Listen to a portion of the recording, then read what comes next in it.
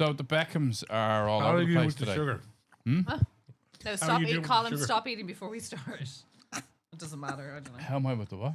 Sugar, you give up sugar. I'm yeah. very good. I just said no to it. I've been. I think it's. I don't know how many weeks in. Or a started? couple of weeks in. Yeah.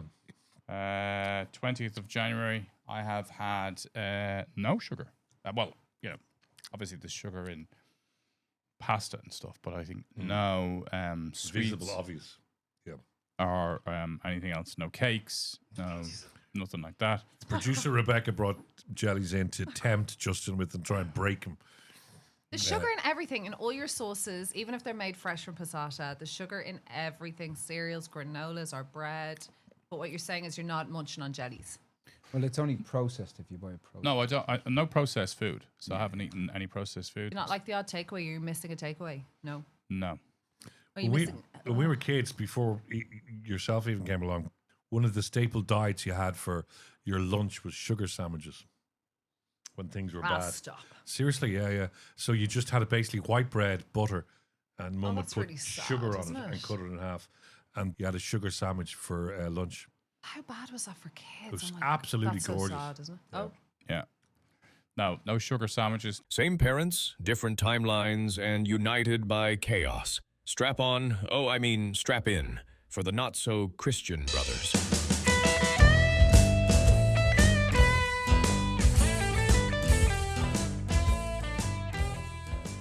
I think like everything, it's hard for like the first kind of week, but then your body just kind of goes past sugar because it's such an addiction, right? It's like it's more addictive than nicotine. And I read something that it's more addictive than heroin. Yes, yeah. are you kind of grossed out? Like, are you the ick now? I couldn't look. Or are you indifferent to sugar? Well, I think like at the moment, Beatrice is shooting a lot of videos, and there's I didn't know what she was shooting a lot of. I was like, She's shooting a lot of heroin. shooting a lot of I'm heroin. not doing the sugar there at she all. is on the heroin again. there's the health and fitness Okay. lady. No, Yeah. she's shooting loads of videos at home, and there's chocolate everywhere. Oh, and like God. before Christmas, I was eating a lot of chocolate, and I think I'm 5 kilograms heavier now than I was a year ago, Okay. and that's what I'm going after. Oh, well, I got my bloods done the other day, and my testosterone has increased 47% in a year, which is not bad for a 50-year-old. Is that your wow? That says Mickey is on fire. It's all part of that, but I actually had lower testosterone, so my testosterone was not in a range where it was off, but it was declining because you get older, right? As men, we get older, our testosterone goes down. And I went to see a specialist, Is it a male- testosterone specialist? yeah, a specialist male doctor who works in testosterone and aging men. Was that a hard conversation? It was a really hard conversation. It was solid. so solid. immature. Okay. So immature. And he said that look, your testosterone's at a level where if you take testosterone supplements, I think it's unnecessary. Are you on HRT again? Well, so what I'm actually on is Cialis. Like, so I'm on like erection drugs, right? But whoosh. But this is completely true, right? I tell you what, for men who are listening out there, Yes. right, who these are conversations that we should be having. Erectile dysfunction. I feel like we just basically asked, can you have a few jellies from the sweet shop? And now I want to hear about I don't do jellies. I This only do show erection takes us drugs. I on- want to hear about Dr. Hart. Okay, sorry. So two things that were relevant, right? So checkup at 50. So my prostate was higher and more problematic than he wanted to see it. Okay. And my testosterone was So still your prostate, the levels were higher. levels are Now higher. your prostate has just gone higher. No. Which could be something to do with the increased He testosterone. was fingering the butthole. Was he? Going, it's a Oh. bit rougher and it's a bit less, it's a bit less discreet than I'd want to feel. Okay, well, sorry. You know that they do bloods for that now, so he's just into you. Like, you No. don't need to be fingered I anymore. mean, he did say, look, no hands. My doctor. Oh wow. Okay. I mean, I was really worried how he had a third hand. I can't. And he did the prostate examination. My doctor did say to me the last time that the bloods are good, but to really get a good sense of the prostate. He'd have to use his tongue. You got to get in. No, you got to get in there. You got to get in there with your finger. Don't mind the beard. What is happening? What is happening? Yeah, he said you got to get in there with your I thought Okay. he said fist. I went, what's that finger? I said, okay, finger. Okay, so you're off the sugar things. But here's the thing, right? So this guy is at the cutting edge of medicine. He's saying to me, look, there's some studies in the US at the moment, and he said if you take a low dose of Cialis, which anybody who doesn't know, Cialis is like Viagra, right? But he said you're going to take 2.5 milligrams of Cialis every day. So he said it's kind of like negligible, right? But I want you to take it for a year, and I think we'll know pretty quickly if it's going to resolve your testosterone and it's going to resolve your prostate issue. And I'm not a medical doctor, and this is not medical advice to anybody, but my testosterone went up 46%, which is a staggering increase in testosterone. What does that mean for you? Energy, mood, like what would Energy, it mean? vitality. I'm definitely, up on my kind of adventurous, risky. Yeah, so all the approach to good life. things that you need as a guy, yeah. So yeah, astounding. And We all want to see those videos that Beatrice is making now, don't we? But yeah, so there's small little things, and when you take Well, they when you were take small, Cialis, it gets bigger. but apparently they're not anymore. No. It's just also like it's This is very risque. for This the is start. real man talk, but this is where you are at this But age. is You it- have is to consider these things that At you're 50 talking is not about. old though to be talking about our butt. No, Well, I you know. know what? Sorry, Terry. Well, most, but like 40% of men have erectile dysfunction from the age of 38. Stop it. Yes, and I've worked with young guys in their 20s. From stress or just Stress and overuse of pornography. oh god. That's a big one, yeah. I'm not surprised to hear that.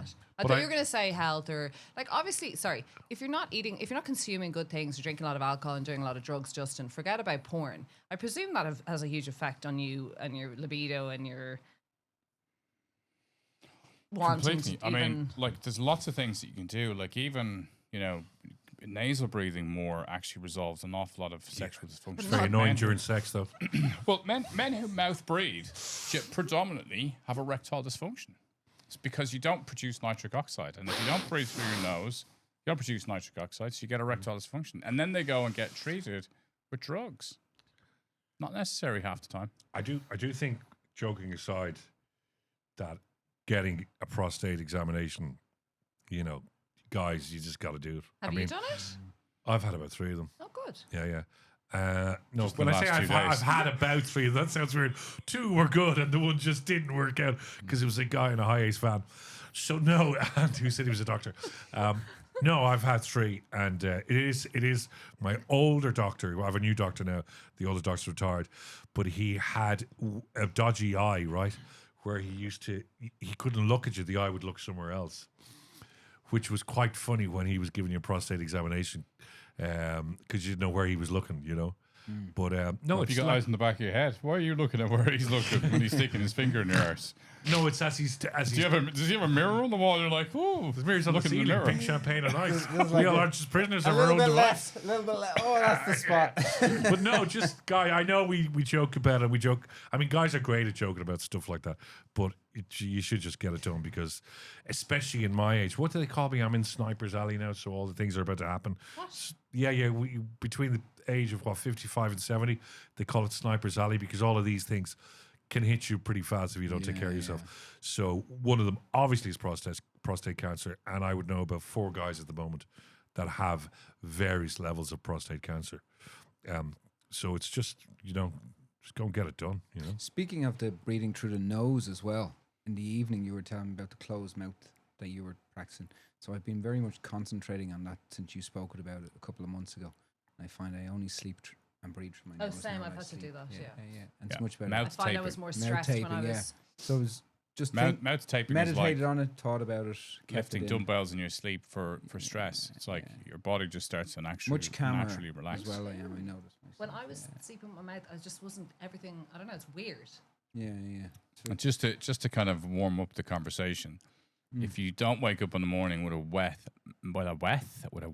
mouth, Oh, wow. Okay. then you are mouth breathing, right? So basically, the way that humans are designed is that you close your mouth when you sleep, and generally the level of moisture in your mouth when you go to sleep should be the same as when you wake up. But if you're a mouth breather and your mouth is open, what actually happens is all of the moisture in your mouth evaporates because of the heat you create. So what about when you wake up and some people drool? Is that good or bad? Sorry, when they sleep, they Very hot. But that means yeah. There's nothing really- hotter. Yeah, it's not a good look. But No, that, I'm not saying. I'm just saying drooling. I'm not saying drooling during nasal breathing and sex. But drooling means that your mouth is open. So your mouth seals like it's an orifice. So It your mouth. seals. Sorry, I didn't get that. So your mouth open during sleep is okay. No, No, it's wrong. Not Everything it's wrong. should Yeah. shut up shop. Everything Okay, should shut up shop for Sleepy's time. Everything should just I close. sometimes drool and get head sweats, but Okay, I think that's- that's from. If I've had a very anxious day. Okay, I was Okay. laughing there because that sounded very intense, but now I feel bad for you. But like No. head It's sweats- just that's it. I get very. It's very anxious. I get head sweats, and if I'm not anxious, I don't have head sweats. Yeah. So your whole head will sweat through your hair. Yeah, Wow. yeah. I'll have to change. I know this is terrible, but I'll have to change the pillow. That's like a panic attack, though, isn't But it? no, it's not. I'm fast asleep, but I have it. And I wake up at, say, 3 o'clock in the morning to go to the toilet, and I have to change the pillow. It's hardcore. Mine is grinding my teeth. Yes, I used to do That's that. a big thing as well, isn't it? So if I've had a stressful day, or if I know I have a busy day the next day or something, or I don't go to bed early enough, I'll grind my teeth at night. Stressed. And you get a headache actually from that, so you wake up And feeling. I've been doing it since I was a child. I'm laying off the alcohol. Not that I drink a lot, but just the odd drink here and While there. you're asleep. But still not better. I have an IV. strapping it to I your have an veins. IV in my arm. I was drink walking to the fridge, but like even just the odd glass, this whole odd glass thing, it wasn't benefiting me. I was feeling like shit all the time. See, the problem with trying to get to the odd glass is to get to the odd glass, you have to go through the even glass.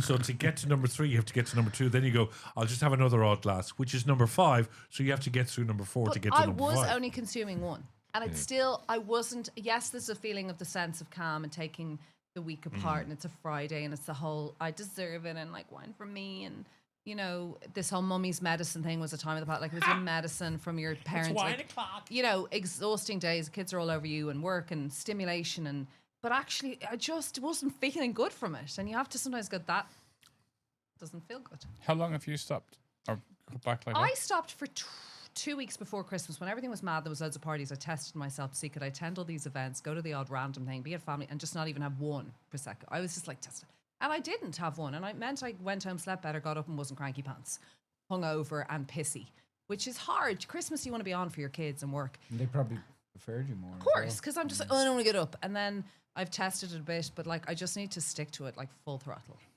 Anyway, do you guys want But I think I've seen honestly. I think I see the difference in you. in my moods? Because I'm so. No, I don't. I no, do I don't, think not, young not, kids. Not on your moods. I just think like everything when you and I don't mean you. Yeah. When we stop drinking, we're just more dialed into how much we can take on. So honestly, 100%. I do. I Things mean are- that in a very complimentary way. You have loads going on in your life, and Yeah. a busy mom and business and all that kind of stuff. But I think like that, like whether it's sugar or whatever, it's hard. But you start to feel the value. It compounds pretty quickly. And sorry, just back to mouth taping. There's a really cheap way to do this, and if you go to like Boots, you can buy Zinc Oxide tape, and it's like £3, and it will last you about 3 months. Don't go down the road of getting specialist mouth tape online because you'll pay £30 a month to get this kind of stuff. Zinc oxide tape, you put it across your lips, and it's for wounds. And if you need to breathe or if you have a problem at night, you'll literally open your mouth. It's not gonna. It's not gonna. Yeah, I was going to seal. say people do worry about that, right? Don't need to worry about it. Where do you stand on masking tape?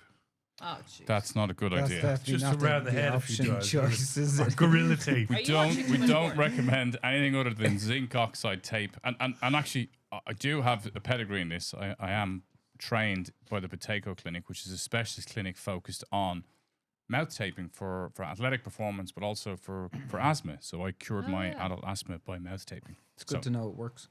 And I'm going to the Salt Clinic, which is really helping with my It's nice. sleep Salt? issue. Salt. Oh, So I've been to the sauce clinic.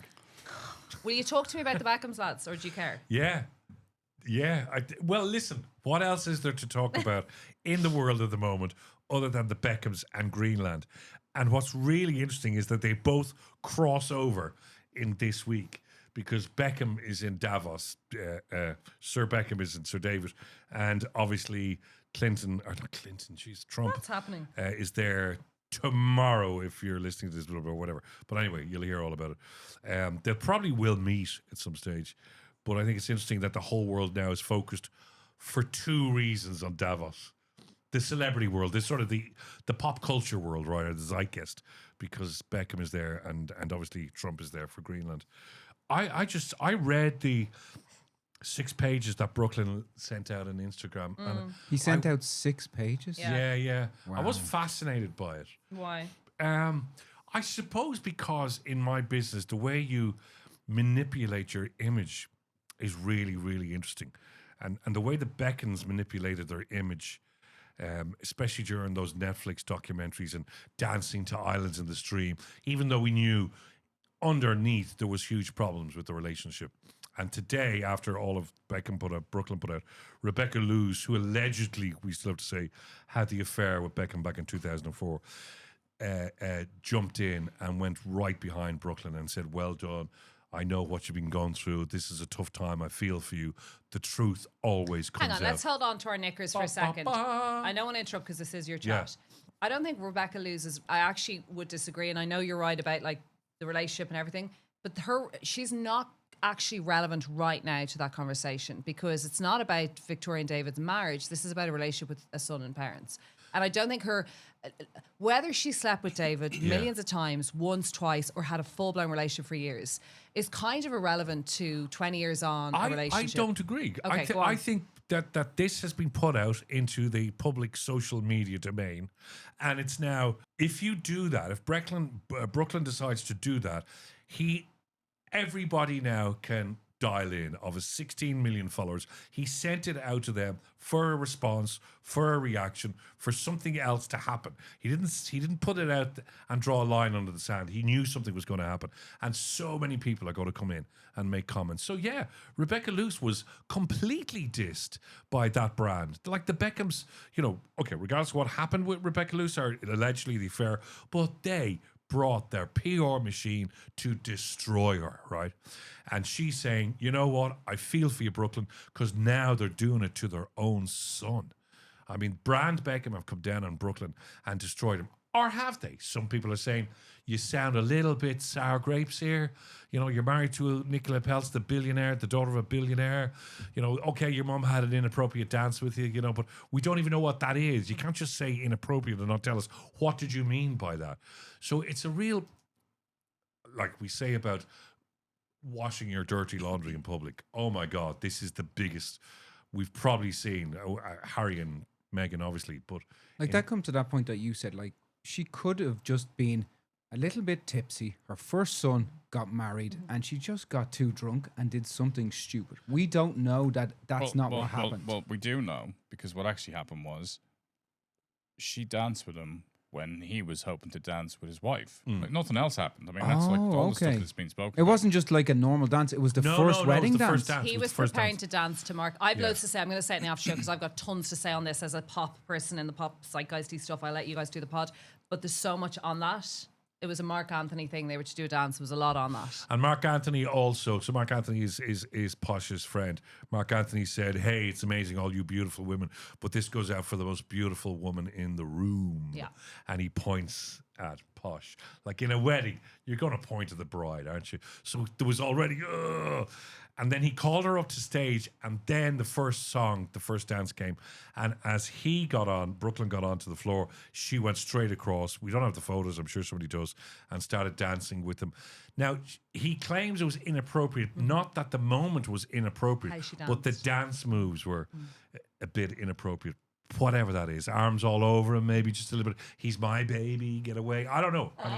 But it's is it jealousy of the woman that he's marrying? Well, that does happen in families, doesn't it? Yeah. Like if Luca gets married, I'm going to just be devil's advocate. I've so much to say and I want to hold off because I want you guys to chat, but I actually just want to say this. If Beatrice is dancing with Luca, I don't really know if Luca's partner would care. I don't know if you would care. I think it's something like Jason's mom walked him up the aisle because it was part of what they do in South Africa, and his, my dad. I thought it was kind of cute. Like, it wasn't like she's stealing my sunshine. I don't care enough. Like, I do also think, is this an ego thing between Nicola and Victoria? That's a separate case here. It's kind of silly. But I don't think we're actually able to opine on this because these people are extraordinarily wealthy and even more extraordinarily powerful. And when you have a beautiful toxic mix of money and power, you just expect things to be your way. And when it goes against you, you don't like it. But life is not that straightforward. I think what it does as well is, I know they have all the wealth and all the money, and the billionaires and the dresses and the Valentinos and all that, but in some sort of way, it brings them down to earth with a crash. And I think that's what people liked about last night, because everyone's going, oh my God, didn't that happen to Auntie Deirdre and Uncle? Like, it's just, regardless with everything and all the wealth and everything, they had a huge fallout at a wedding and they never spoke. Like, we know about fallouts at weddings. We've had a few over in our family over the years. And it just makes them, and there's people almost punching the air going, yeah, well, all the money in the world. And still mom steps in and destroys the wedding. It's quite Irish. But also, I think the mother stepping in and destroying the wedding, I think there's more to this that's relevant and broader, right? That when you have parents who decide that they want to live their life in a way that they expect their children to toe the line around, well, guess what? That is going to work out, because your kids are independent, sovereign human beings who get to decide how they want to live. And just because your value system is one way doesn't mean that theirs is another. And I think the lad is 26 years of age. He can say whatever the hell he wants. And I think he should speak his mind, because I think it's helpful. There are lots of kids who are inside relationships with parents where they can't speak openly. They're put down. They're not heard. I think he's an advocate for speaking up, and I think it's great. Yeah, but I absolutely. I think it was brilliant, and it gave so many people so much ammunition today on the good side or the bad side. You had to choose a side today, and I noticed that in all the media I was watching, and I know social media, TikTok and Instagram. It was almost like, okay, time to choose a side. The media did the same with Meghan and Harry. Like, choose your side. We know where the Daily Mail have chosen. We know where other media outlets or people on Instagram have chosen. Now, Meghan Markle gives me a pain in my hole. I absolutely love her. Now, I think she's. I'm with you on that one, Justin. I want to tackle Justin in the buddy. after show, not now, but about what he just said, because that is the funniest. Like, Let's I love jump how he's in like, he has every right to say that. I'm going to tackle you on that. Can I do my? It's your show. Can I do my story about being in bed with Victoria Beckham, or will I do it on the after show? What do you mean you've been in bed with Do the her? after was in show. We bed got to with get through our I topics. was in bed with Victoria Beckham, and this is all real. It's absolutely really happened. I was in bed with her in the Herbert Park How did Hotel. you find it? And it's fine for me to say it because Anne knew about it and everything. I'm going to get me some popcorn. Will I do it in the after show? Do it in the after show. Okay. To the serious point. So So, Greenland, right? I mean, I think this is So it's just come out now that he says we can absolutely, he's in Davos, and obviously he's just come out now saying we'll absolutely use military means. What a... But hold on. Okay, we need to step back for a second, right, and get the context of all of this. You know, he was in a Ford factory last week, and somebody screamed at him, you are sheltering pedophiles, right? Oh my God. And the president of the United States flicked the bird, I know, like Yeah, 7 yeah. times. Yeah, Was just like, right? that was an outrageous clip. So there's that going on. There is all of the economic problems in America right now, which are stark. Him and JD Vance have got the lowest ratings ever. This is a well-trodden path. You know, Margaret Thatcher in 1981 was about to lose the general election, and she invaded the Falklands. There was no requirement at all to invade the Falklands. George Bush Sr. went to war in Iraq. He was a one-time president in 1990. He was struggling with his numbers. There was weapons of mass destruction. No, that was the second one. That was his son. Doesn't matter. They're all Second mad. one. That was So the series 2. so Series 1 was better. So the point about what's going on with Trump is Is normal. that Greenland is a distraction. Yeah. And he wants Epstein out of the news. And he will do whatever he has to do to get Epstein out of the news. Now, Venezuela, you got a little opportunity there to do it. And this is all that it is. I do think, from a strategic standpoint... Is it not just about minerals? I don't think it's about Epstein. Well, I don't think he gives a shit about Epstein. I did a bit of a deep dive into it, right? So in 1946, the USA offered $100 million to Greenland to buy it. Truman tried to buy it, and they said absolutely not. In 2016, Trump started a friendship relationship with a guy he knew 50 years before, and a guy called Ronald Lauder, right? And he is the heir of SD Lauder, the company, right? They were both in Harvard Business School together, whatever they want.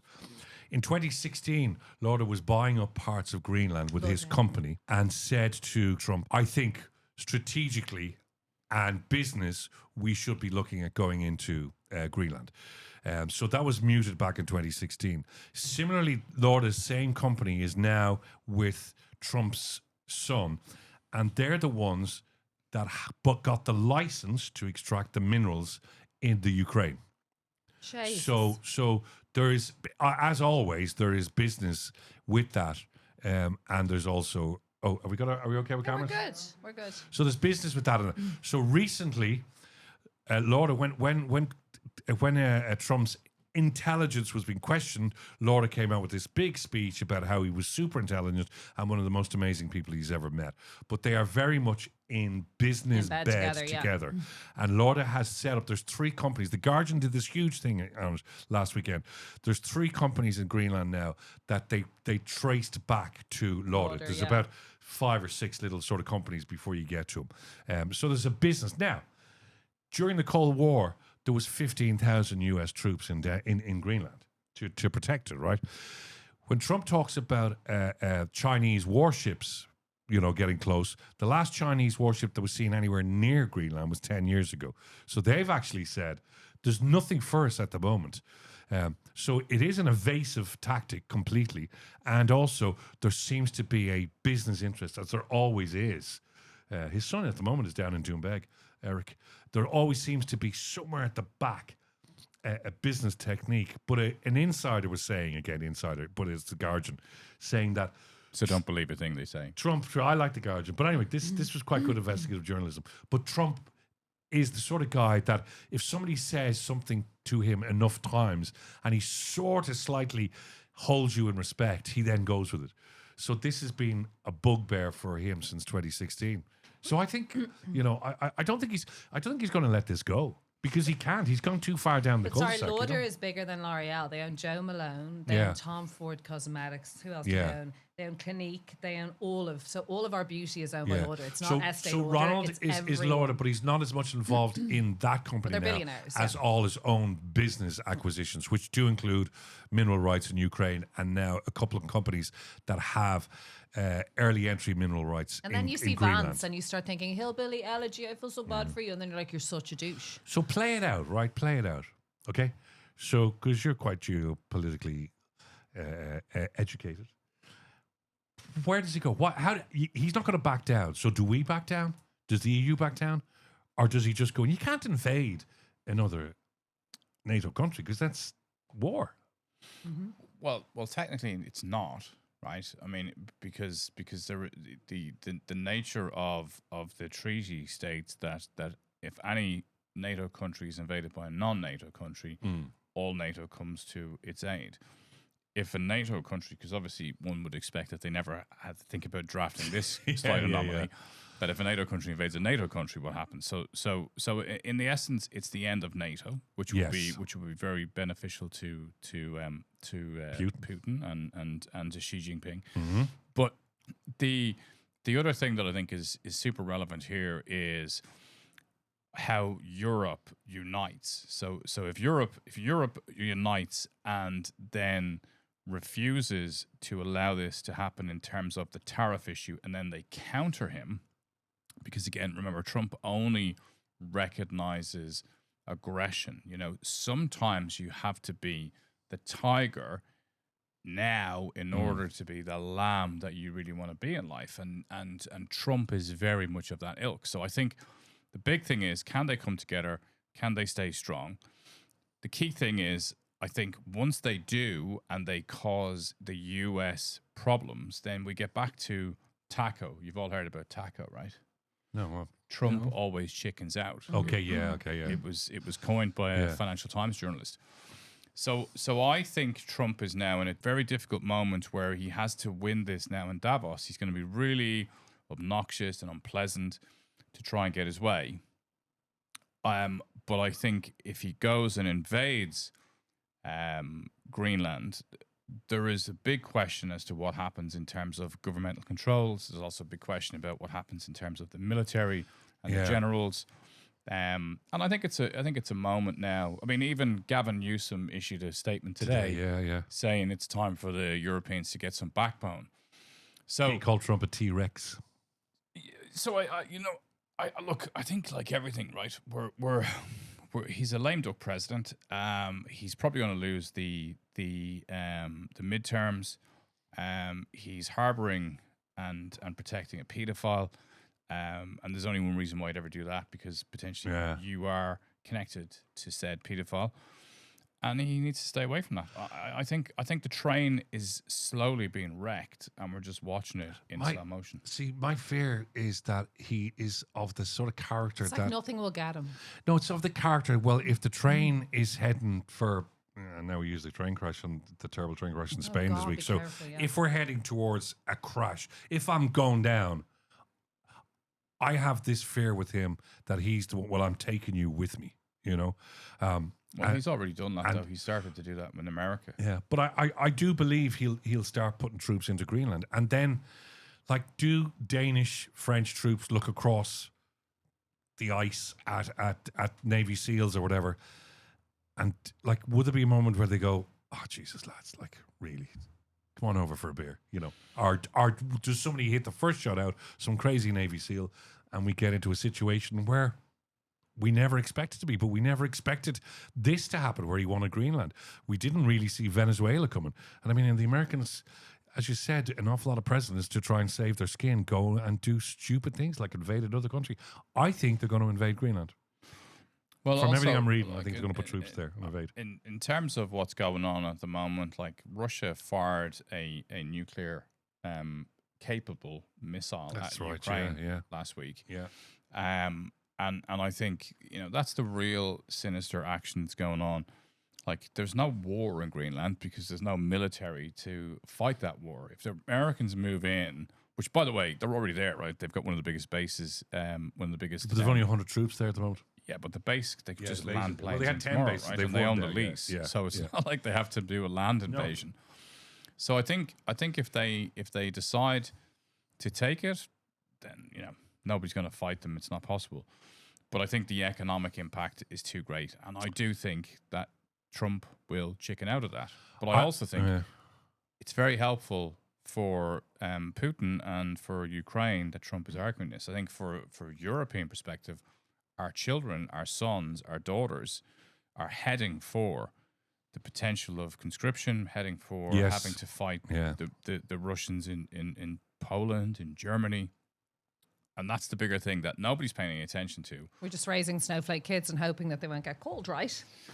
Exactly. Fuck. Good times create soft people, Yes. and hard times create tough people. I think we definitely should look at national service and do it pretty soon, where everybody, it's like between your leaving cert and going to college in that year, you do national service for a year. I think it's a great idea. My cousins who are Swedish all had it was just part of, and it's an education, right? So say the gap year people who went off and chundered across Australia and partied it up, like, you're getting this massive physical and mental education, right? But at least we have a strategy, whether it's good or bad. At the moment, we're going to have to call up the GAA clubs, and all the lads are going to have to go out with strong. Hurleys, and start beating the Navy SEALs with Hurleys. Say well able. So I think I think in the next 30 years we are heading to World War III within the next 20 years. There are ways to but you avoid are not it. a vibe today. You were at a funeral. You No, I'm cannot just just saying, call I out think- wars. I'm seeing it. But I actually think we're in World War III. I think we're in the former, but I don't think we're in the where, like, World War II, 50 million people were killed, right? World War III, probably twice that amount. And we're not at that stage yet. That floodgate hasn't opened. Okay, well, that's not a but social there's a very thing. big difference, right? There's a key differential that we had the atom bomb at the end of World War II. There's a lot of interesting insight and study around when did World War III start? And a lot of people and a lot of historians will actually say World War III started when they dropped the atom bomb. Because first of all, it wasn't needed. When they bombed Nagasaki and Hiroshima, the Germans had been defeated. The Japanese were about to give up anyway. And the treaty was about to be signed. But they wanted to test the Manhattan Project. So they dropped these bombs. But when they did that, then they drew a line in the sand that said, we have atom bombs. And then we saw, Korea was all about China and Russia and these new superpowers coming with nuclear weapons. So there's a lot of people that believe World War III started then. And actually, if you look at the amount of conflict that's going on around the world right now, we are, in many ways, two axes where we're fighting. People are either on the side of Russia or China or on the side of America. Now, we're in a funny place where Europe could actually tilt towards China on the back of what's going on. And that's a big concern for a lot of politicians in the US that happens. So I think that's interesting. The last thing I'll say in this is, if you read the thesis around security for Greenland, right, the next most strategically interesting country to occupy is Ireland. It's Ireland, of course it is. Either the Russians, the Chinese, or the Americans. I've always said that. Always said we are in a position to be taken over either by the Americans or by the Russians, because if the Russians do it, it's that lovely pincer movement to Europe. They have bases, they have destroyers, they have aircraft all around the Dublin area ready to go. And for America, it means they just take the Shannon. Take over, and that's where they refuel all the troops. We're cutting that 4 minutes out because we don't need that message to but put I on think YouTube. but I think it's really, really important. We could have looked back at when there was weapons of mass destruction mooted at, and England actually went in and lost how many troops, how many thousands on a lie, and America as well. Trump boasted about the amount of Venezuelan soldiers that were killed when his troops went in. He boasted about their deaths. Cuban. Well, there was Cubans there as well. Yeah, to do that. He only sees war as when you kill people. Yeah. We'll kill the bad guys. The bad guys now are Denmark, Norway, Sweden, France in particular, because Macron today said he didn't want to be part of that Gaza strategy. And I'm going to put 200% tariffs on your champagne. I firmly believe 10 years, if they don't get Trump out, we're going to have Europe in war. What's the common theme here, guys? Well, it would be that America always goes down guns What's blazing. the common theme here, guys? Happiness? Penis. So not happiness. You take the hop away and you get penis. And you know what? That's what they're all doing in Davos, and that's what Trump is doing. They're swinging them about to see who's the big guy. So I think this is a beautiful arc. We started with the penis My pills. penis getting bigger. And we're finishing with penises ruining the world. Yeah. Please like, subscribe, engage, and share this podcast episode. We think you'll like it. Yeah, we should say it's not so Christian brothers. We are brothers, very different views. I'm Colm Hayes. I'm Justin Caffrey.